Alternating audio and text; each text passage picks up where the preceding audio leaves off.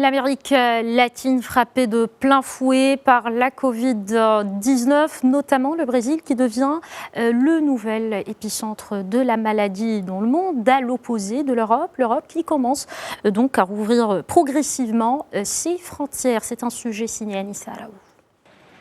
En Europe, les chiffres sont de plus en plus rassurants, laissant espérer que le pire soit passé.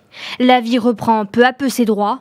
Dans l'espoir de sauver sa cruciale industrie touristique, l'Italie a rouvert ce mercredi ses frontières aux voyageurs européens sans restriction. Le ministre italien des Affaires étrangères a demandé mercredi la réciprocité à ses partenaires européens, alors que la Suisse et l'Autriche gardent leurs frontières italiennes fermées.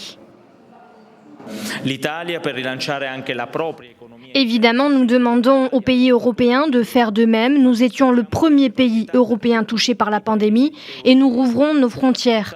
Donc nous souhaitons que cette action soit suivie à partir du 15 juin.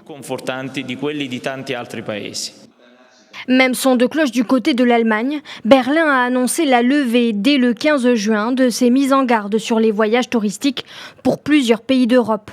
La Belgique, elle, rouvrira ses frontières à partir du 15 juin. Alors que l'Europe rouvre ses frontières, le bilan s'alourdit en Amérique latine. Le nombre de morts du coronavirus a doublé en 24 heures au Mexique. Ce mercredi, un nouveau record. 36 décès supplémentaires dus à la pandémie de coronavirus ont été enregistrés en Colombie lors des dernières 24 heures, alors que le nombre total d'infections s'est élevé à 33 354. Au Brésil, la pandémie est à son plus haut niveau depuis le début de la pandémie, passant la barre des 31 000 morts. Je sais que le pays est dans une situation critique, mais que faire ? Nous sommes aussi aux abois financièrement et sommes obligés de sortir pour subvenir à nos besoins.